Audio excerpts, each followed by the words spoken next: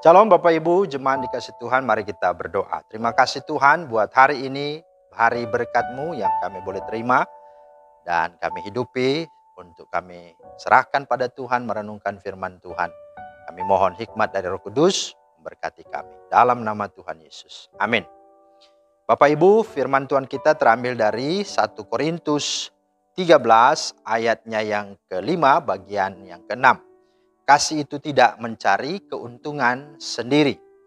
Kasih itu tidak mencari keuntungan sendiri. Itulah juga tema kita dalam renungan kita hari ini.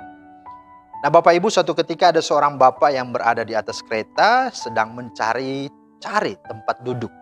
Semua kursi sudah terisi. Tinggal satu kursi saja. Tetapi di kursi yang satu itu telah ditaruh sebuah tas milik seorang ibu muda. Lalu si bapak itu menanyakannya, "Ibu, apakah kursi ini sudah ada orangnya?" Kata si ibu, "Oh iya, itu kan tas orang itu, ya, tas daripada ibu itu," katanya, ya. "Loh, kok nggak ada? Kemana dia?"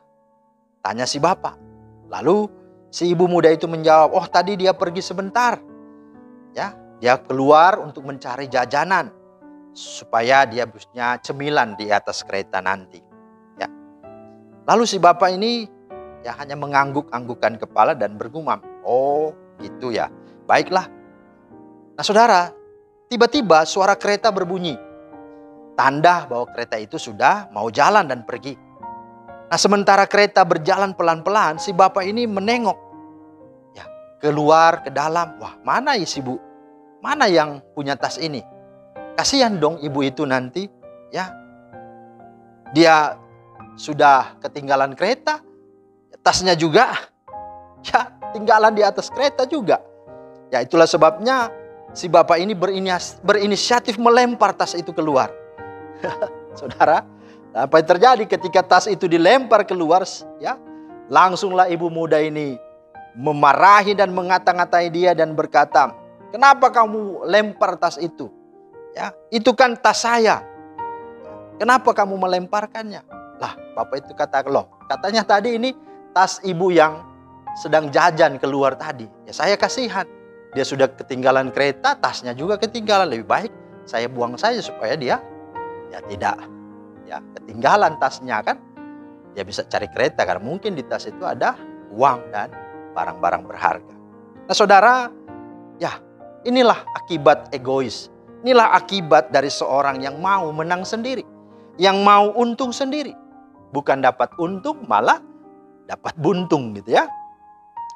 Nah saudara, Paulus juga dalam 1 Korintus 13 hendak menasihati jemaat Korintus agar mereka jangan egois. Jangan hanya hidup mau cari keuntungan sendiri.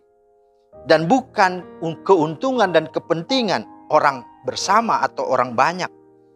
Karena itu Paulus menghendaki supaya jemaat Korintus hidup dalam kasih. Karena di dalam kasih itulah tidak ada sifat untuk egois atau mencari keuntungan sendiri.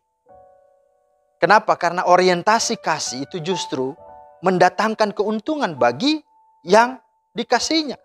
Bagi siapapun. Suami yang mengasihi istrinya akan melakukan sesuatu yang bisa membuat istrinya bahagia dan bertumbuh rohaninya. Begitu juga istri yang mengasihi suaminya akan bersikap sedemikian rupa agar suaminya merasa terhormat sebagai kepala keluarga. Orang tua yang mengasihi anak-anaknya akan melakukan banyak hal yang baik agar anak-anaknya bisa sukses, bisa bertumbuh, baik secara jasmani dan juga secara rohani. Demikian juga para pelayan Tuhan yang mengasihi jemaat akan melakukan pelayanannya dengan baik dan benar agar jemaat bisa bertumbuh imannya. Jemaat juga yang mengasihi para pelayannya, apakah pendeta, majelisnya, tentu tidak hanya menuntut, tetapi juga akan memahami situasi dan kondisi para pelayannya, baik itu pendeta maupun majelis. Para pemimpin yang mengasihi tidak hanya menuntut prestasi kerja dari anak buahnya, tetapi juga akan memahami berbagai permasalahan anak buahnya. Begitu juga anak buah atau karyawan yang memiliki kasih, tidak hanya menuntut bosnya, pemimpinnya, tetapi juga akan berpikir untuk bagaimana memberikan keuntungan, memberikan yang terbaik bagi bosnya, bagi perusahaannya. Nah saudara, inilah yang harus kita sadari. Dalam Filipi pasal 2, kalau kita perhatikan di dalam ayatnya yang ke-1 sampai ke-4, di sana ditekankan tentang marilah jangan kita mencari kepentingan diri sendiri, tapi kepentingan bersama. Marilah kita mengutamakan kepentingan orang lain dan bukan kepentingan kita. Itu kerinduan daripada Tuhan untuk setiap kita. Karena itu, hiduplah dalam kasih. Karena di dalam kasih itu akan membuat kita bahagia, akan membuat kita sungguh indah. Dan di dalam kasih itu akan tidak pernah memiliki motivasi, apalagi kepentingan-kepentingan untuk diri sendiri, apalagi untuk keuntungan diri sendiri. Mari hiduplah dalam kasih. Tuhan Yesus memberkati. Amin. Terima kasih Tuhan untuk firman-Mu. Teraikanlah di hati kami, ya Roh Kudus. Tolong kami supaya kami sungguh-sungguh hidup untuk bagaimana kami memiliki kasih yang mau untuk mementingkan kehidupan atau kepentingan atau keuntungan bersama-sama.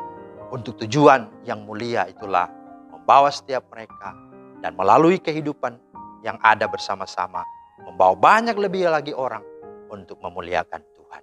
Terpujilah Tuhan, dalam nama Tuhan Yesus kami berdoa. Amin. Demikianlah firman Tuhan hari ini, kiranya menjadi berkat. Selamat beraktivitas dan selamat berakhir pekan. Tuhan Yesus memberkati. Shalom.